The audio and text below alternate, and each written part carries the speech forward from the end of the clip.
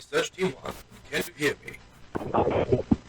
I repeat, do you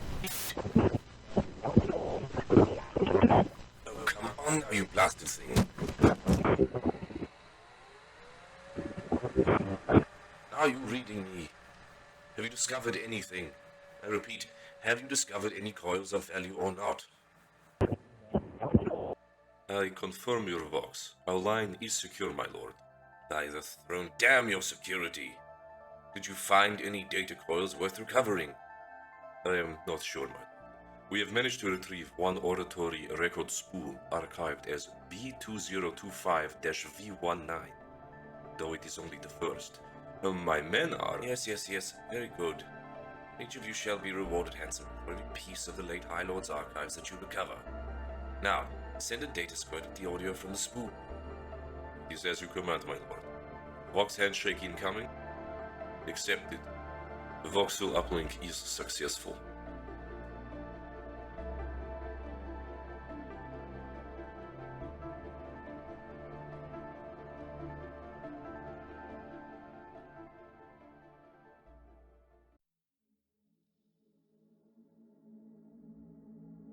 The Emperor of Mankind is one of the most enigmatic, controversial, and influential figures in Warhammer 40k. His actions have shaped the Imperium and defined humanity's fate, yet his failures led to a stagnating empire ruled by dogma. Today we will explore his origins, achievements, motives, mistakes, and current state of his Imperium, including a few key insights from the Siege of Terra novels and prominent fan theories.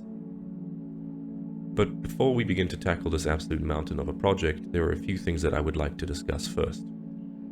First and foremost, let's discuss the fact that of any character in Warhammer 40k, no one is quite as contradicted or mysterious in meta-lore or in-universe canon as the Emperor. This is done so purposefully, allowing you to project your own opinions into the reasoning behind why he has done some of the things he has chosen to do within his life. Beyond that, it is also because this creates a much more even playing field when it comes to the plethora of authors that often include details of the Emperor in their novels, allowing blatant contradictions and overlap, due to the simple fact that information quality and reliability will have degraded in the last 10,000 years since he was active in the galaxy. I would also like to address the fact that this video, despite its length and density of content, is much more of an overview of who this man really was and is, rather than a fully fleshed out biography. A task which is not only Herculean to pull off successfully, but even ruins the point of how he has been written. And lastly, I would like to thank you for joining me today as we discuss this iconic figure within Warhammer 40k. If you'd like to see more content like this, consider subscribing and liking the video.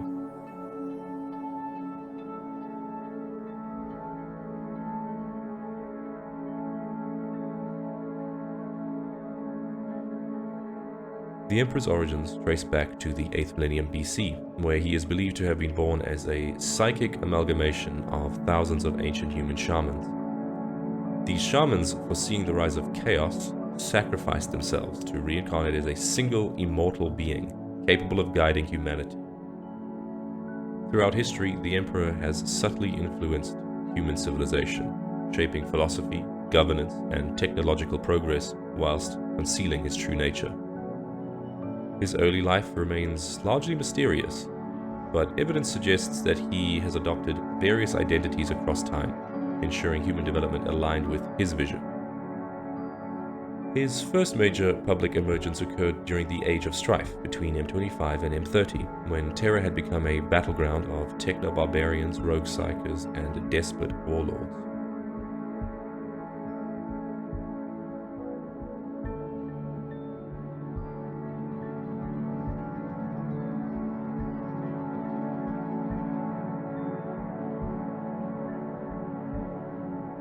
Realizing the need for direct intervention, the Emperor launched the Unification Wars, using genetically engineered Thunder Warriors to conquer and unite Terra.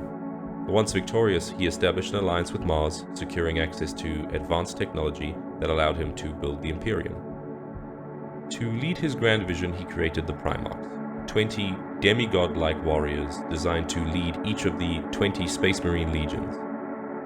However, the Chaos Gods scattered them across the galaxy long before they could mature, forcing the Emperor to embark on the Great Crusade in M30 to reclaim lost human worlds and reunite humanity under the Imperial banner.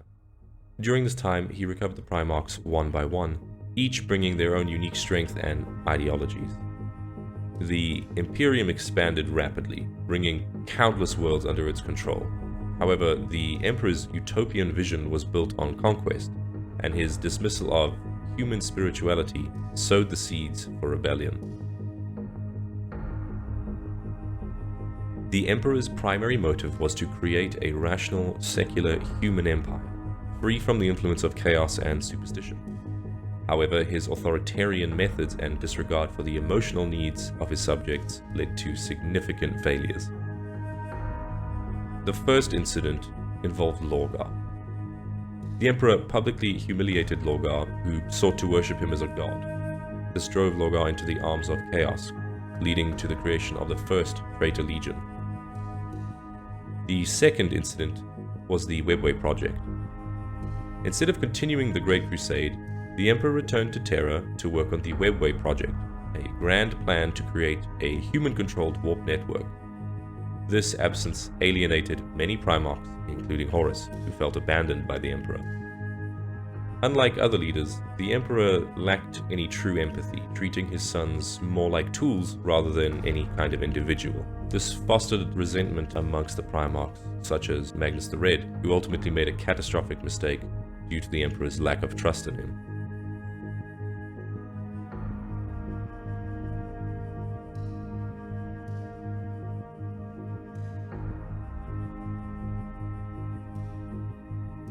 The Horus Heresy began sometime in early M31 and was the Imperium's darkest hour.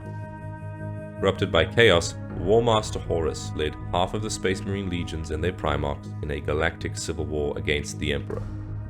This war culminated in the Siege of Terra as the Traitor Legions assaulted the Imperial Palace. The final confrontation took place aboard Horus's flagship, the Vengeful Spirit. The duel between Horus and the Emperor was brutal, with Horus having fully embraced chaos at this point. The Emperor, initially reluctant to kill his beloved son, held back, suffering grievous wounds in the process. However, after witnessing Horus's utter corruption, evidenced when Horus effortlessly killed a loyal warrior attempting to aid the Emperor unleashed his full psychic might, obliterating Horus's soul from existence. Mortally wounded, the Emperor was retrieved by Rogel Dawn and placed on the Golden Throne, which is a life support-like mechanism that keeps him just on the verge of death.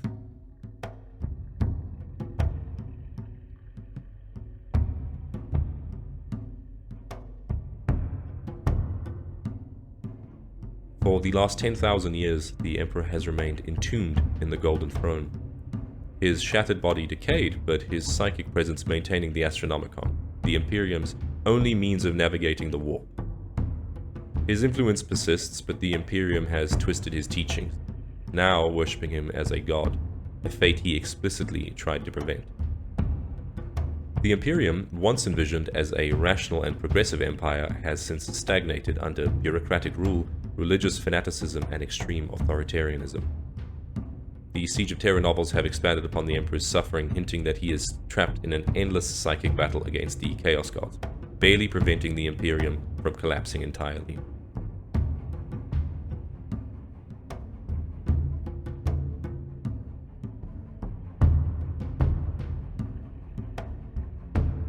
There are many fan speculations and theories surrounding the future of the Emperor as well as his return to the universe.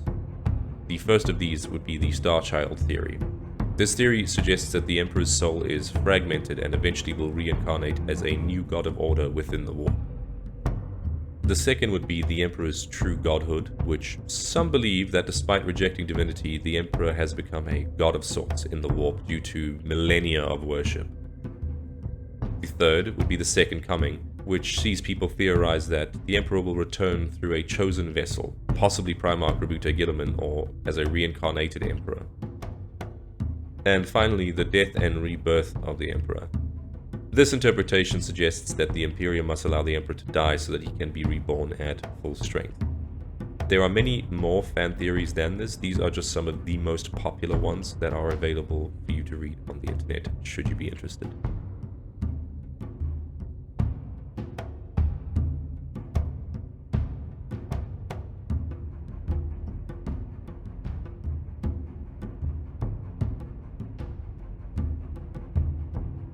Under the rule of Rabuta Guilliman, the Imperium has since entered a new era. Guilliman, resurrected by the Adeptus Mechanicus and the Eldar Yevrain, struggles to restore the Imperium whilst dealing with the Cicatrix Maledictum, a massive warp rift which has currently split the galaxy completely in half, with one side remaining as it was and the other side being entirely consumed in the warp. The Imperium remains a brutal regime, plagued by internal strife and external threats from Chaos, Xenos, and the encroaching Tyranids. Guilliman's new imperial truth actually contradicts with the Ecclesiarchy's religious dogma, and is setting up tensions that could lead to yet another civil war.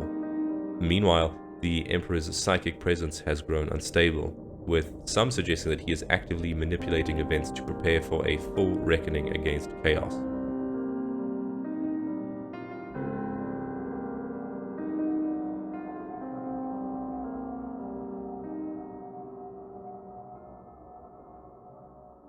The Emperor of Mankind is a paradoxical figure, a visionary ruler who sought to uplift humanity, yet doomed it through his own arrogance.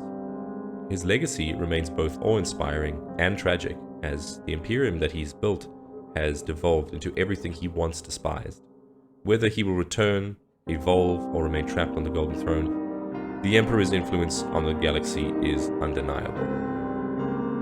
The Siege of Terra novels have provided new insights into his suffering, hinting that his battle is far from over. As the 41st millennium continues, the fate of the Emperor and humanity remains one of the greatest mysteries in Warhammer 40k.